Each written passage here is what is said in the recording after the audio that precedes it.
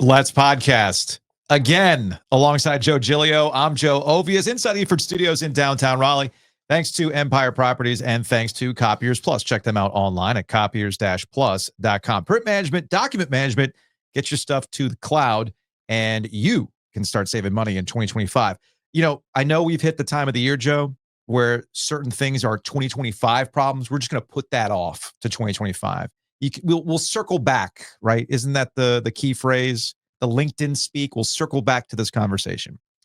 Well, you see, at North Carolina, Mack Brown's job is no longer a 2025 problem.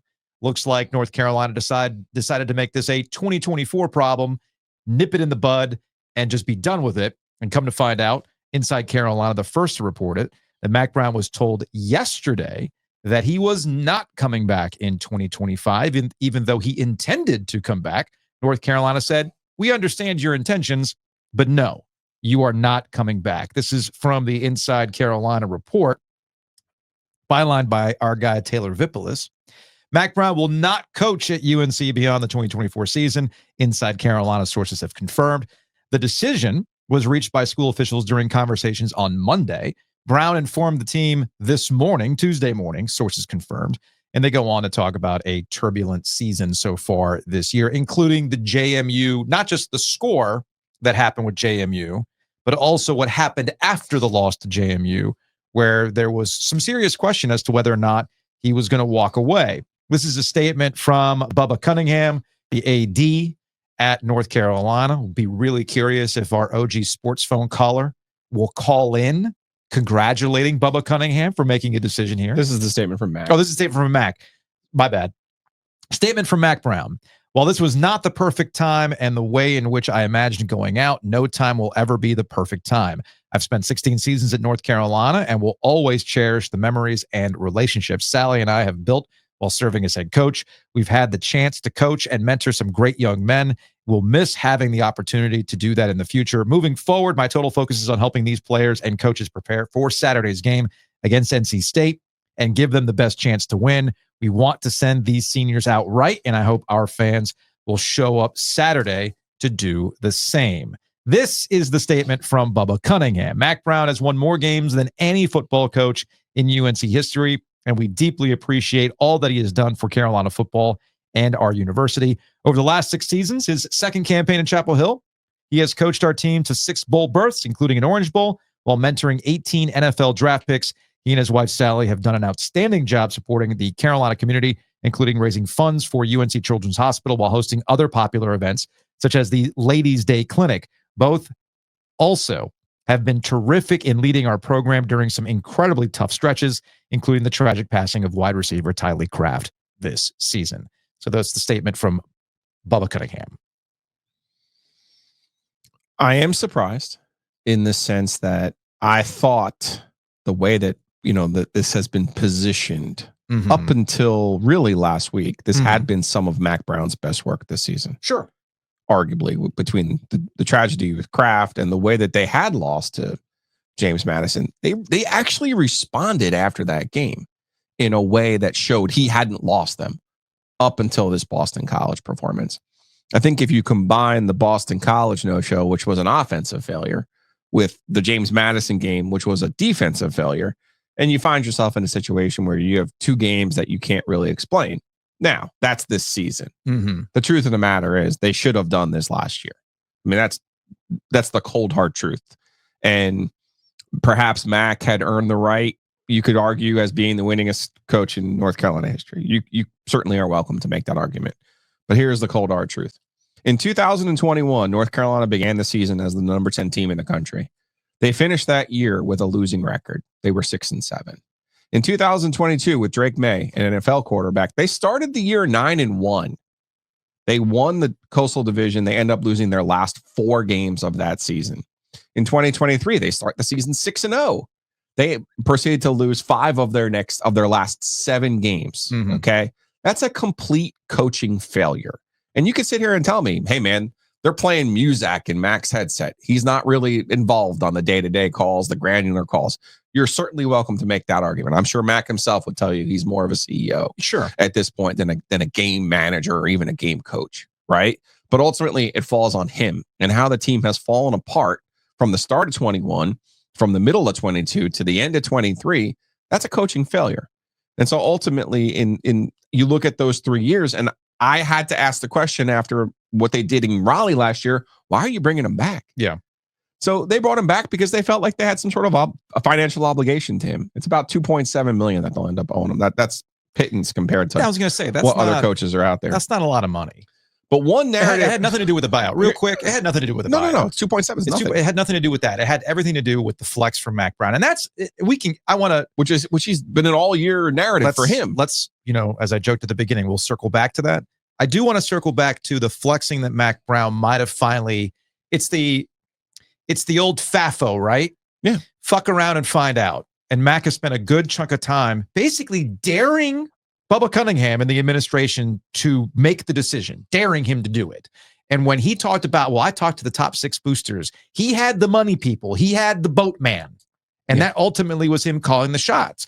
But there was the press conference yesterday that was not a good look for Mack Brown, which we'll get to in a second, but continue. I just want to make sure we get back to that. Yeah. So I think on the whole, yes, you could sit here and say Mack Brown comes back after the program had faltered at the end of Larry Fedora's tenure. Mm-hmm. There's no way around that. 2019 being the year one of Sam Howell. First of all, getting Sam Howell to flip from Florida State to North Carolina saved and flipped the course of ACC football. Right. Okay. Right. So there's that. You can't take away the 19 season, which was a feel good season. Arguably the loss to Clemson was, the number one Clemson comes to Chapel Hill. They lose on a 2-point play. Mm-hmm. That was arguably the high point of that year. Mm-hmm. Right.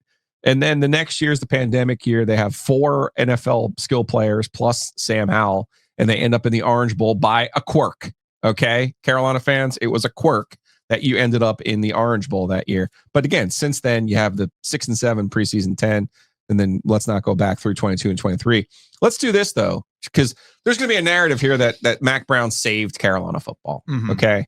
And listen, again, I just gave him his flowers for 19 and 20. Here is Mack Brown's final record in 6 years at North Carolina. Obviously Saturday's result pending. 44 and 32 overall, 27 and 22. Here's Larry Fedora's first 6 years, which includes a 3-9 season. 43 and 34, 27 and 21 in the ACC. They're the same coach, same results. Yeah. Larry Fedora won the Coastal Division in 15. Mack Brown won the Coastal Division in 22. So, to your point about Mack Brown, did it feel good? Did he make Carolina fans feel good? Yes, absolutely. In 19, he made them feel better. He made them feel nostalgic. Yes. And he injected an energy into that program. Absolutely. But ultimately, what he did was mimic the exact results that Larry Fedora had in his first 6 years as Carolina's coach. So to your point, 2 things can be true at once. Larry Fedora was at Carolina longer than he thought he was going to be at Carolina. Oh yeah, he had designs on Texas himself. And then you could tell that with the relationship within the state with the high schools and recruiting, that things had fallen off. So people will make a big deal about how, Larry, he had to reestablish relationships with high school coaches because of what had happened with Larry Fedora. I'm here to tell you that anybody who put their shoes on right and shows up to a high school in the western part of the state with Carolina gear on was going to get welcomed. Okay. Oh, Carolina's back. Because we all know that a lot of people view Carolina as a great spot. Yeah. There's a lot of people who root for Carolina, a lot of Carolina fans. So this idea that only Mack Brown could reestablish the relationship with high school coaches in North Carolina is a false narrative. Anybody who gave a shit about entertaining the high school coaches in this area, while you've got that quarter zip with a UNC logo on it, you were going to be fine. You were going to be fine. But you are right also and I agree with this, in that sometimes you need more than just something as the nuts and bolts of reestablishing recruiting in the state of North Carolina. You need to feel good again. And Mack Brown did exactly that. Absolutely did that. But yeah, the record is the record, man. I mean, it is what it is. And I think the one thing that I still am bothered by throughout this process is that you continue to flex. You continue to think that you were the only one that was right for this job. Now, I expect most coaches to think that. But when we started getting into that's pretty good around here, that kind of talk. Yeah. You go back and look how things were before I came back. Okay. Hold up now. you're kind of doing a double whammy here.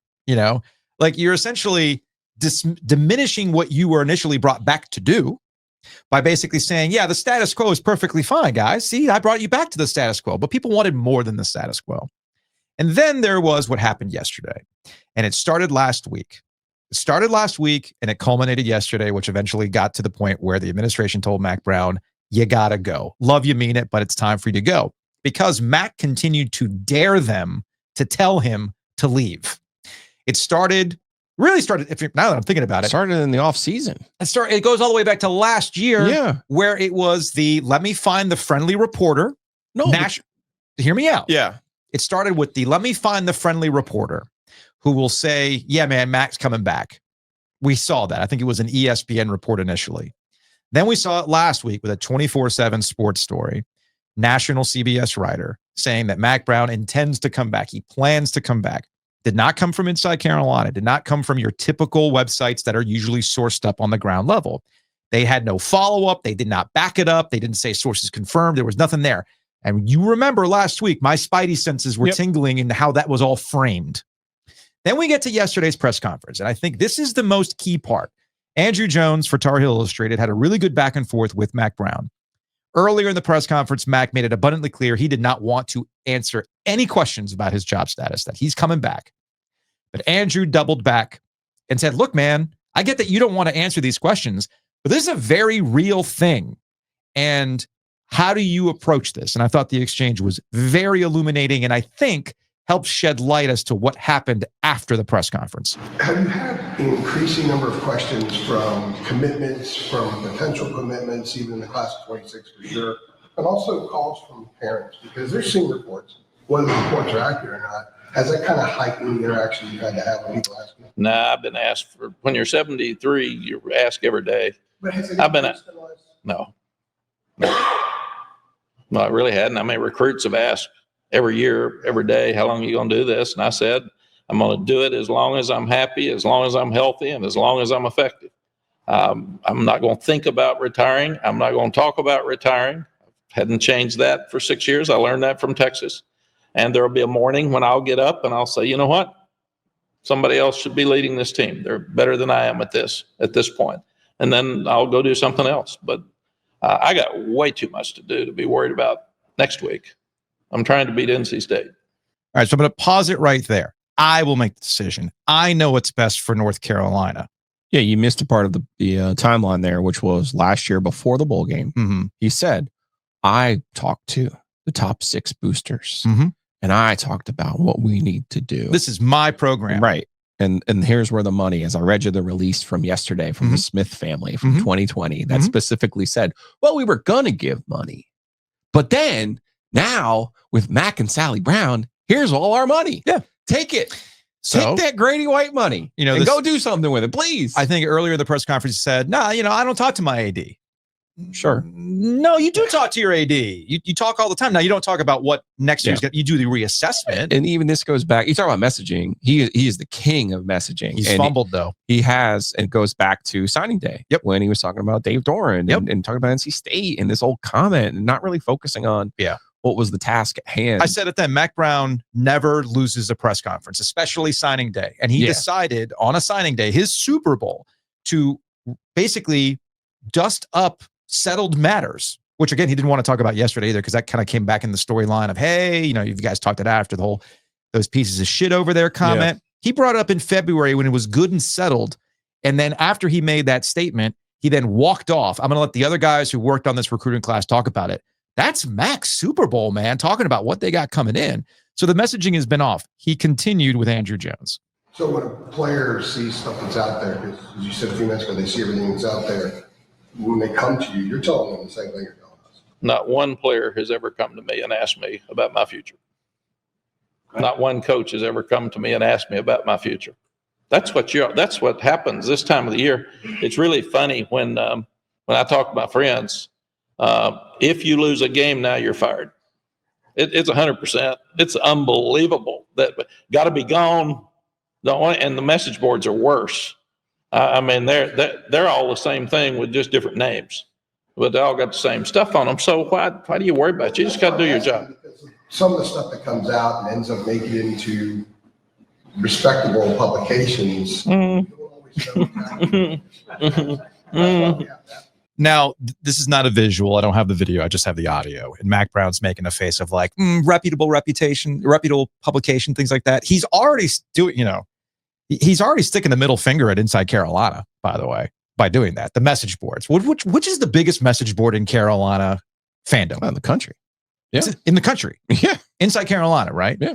And there has been at odds Inside Carolina's coverage of UNC and Mack Brown. They've clearly been at odds. Okay. And you continue to poke that bear. How do you think they're going to approach you in this regard? So again, fumbled messaging from Mack Brown, because I think he was convinced I'm untouchable. I am this program. He continues. What you might think is respectable might be different from what I think is respectable too. So because the one writing it or saying it's what I think is respectable or not, maybe not the job. So other questions? And when you're 73, people will ask about retirement. Every day. Yeah. Thank you, Chip. When are you going to quit? Have you been asked? I've been reading about it. Yeah. Why did Chip have to catch a stray there at the end? When are you quitting, Chip? Yeah. Poor Chip Alexander. When are you leaving? But Chip actually makes a very, very good point before he caught a stray there at the end. And it's something that I said when Mack Brown was hired for 2.0. When you hire a coach that age who was already looking comfortable in the TV booth and looking good and retired after he had reached the summit at Texas, the question was going to be, how long is this going to last? You didn't get an up-and-coming guy. You didn't get somebody who's going to be here for 12, 15 years. You got somebody that had a shelf life. 5 years, 6 years? What was it going to be, right? Back then, I said, yeah, man, ideally, Mack Brown coaches for 5 years. To your point earlier, Mack Brown gets North Carolina back to a level that it can be handed off to the next coach, and they've got a really great foundation to take it to the next level. And it was there for him. It was there for him. All right. But he decided not to. He decided not to walk away. And when he didn't do that, those questions persist. And he can fight. He did it in July at ACC kickoff. He's done it all year long. And here's the other thing about how much longer you're going to do this.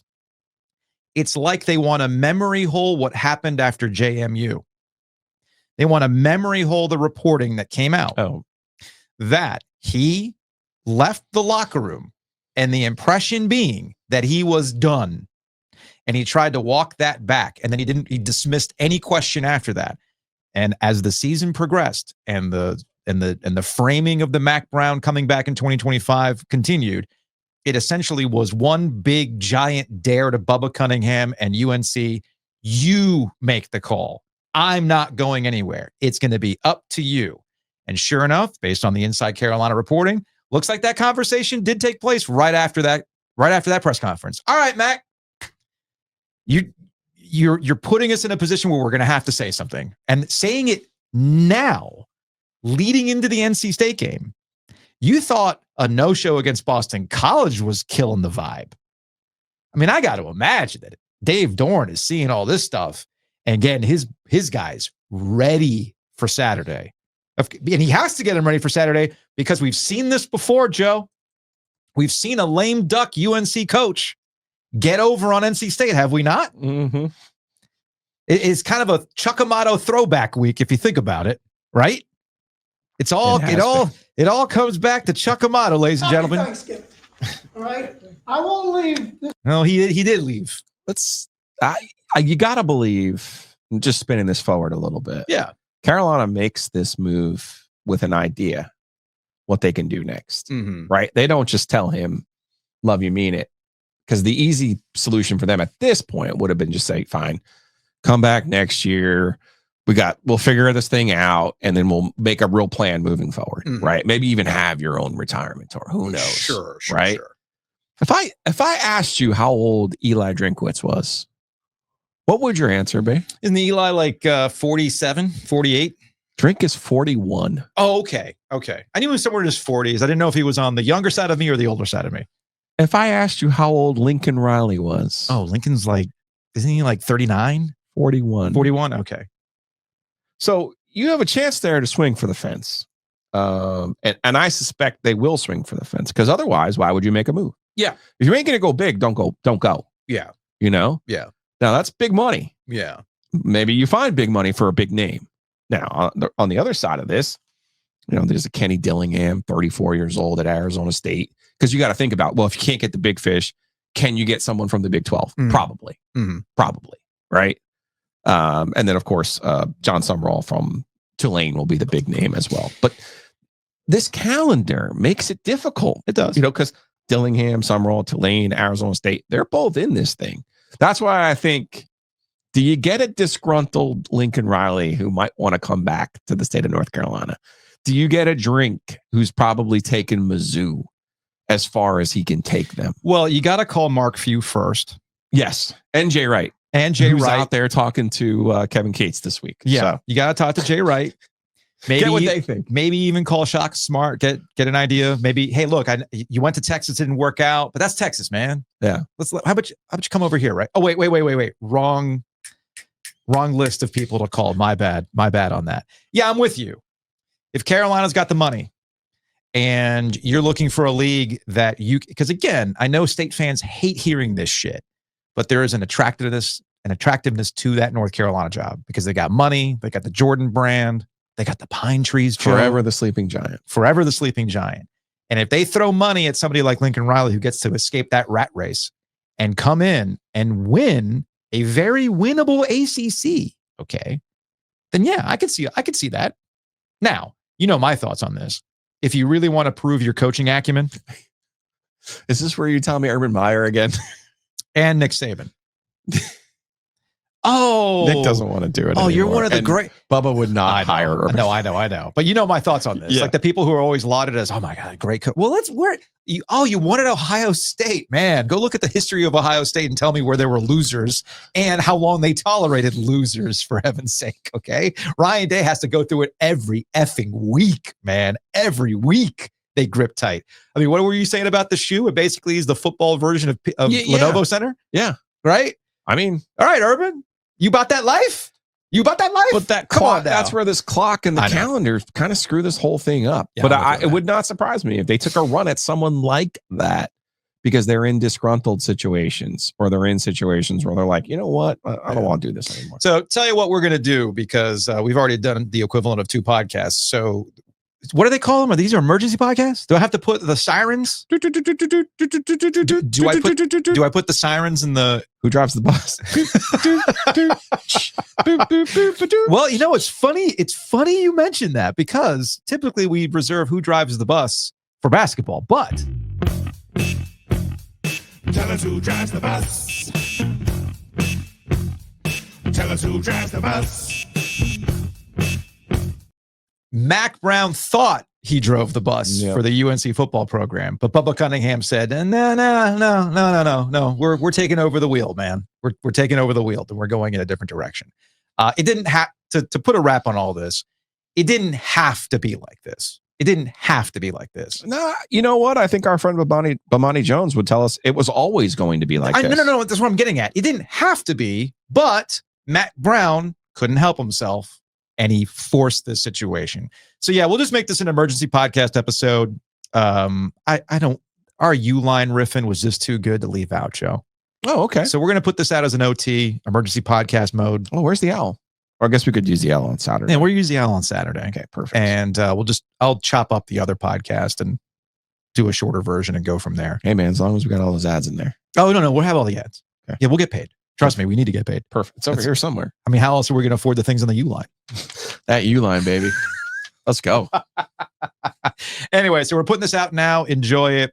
The reformed, remixed, I have to take some things out because they were recorded earlier before the news came out podcast will come out at its regularly scheduled time.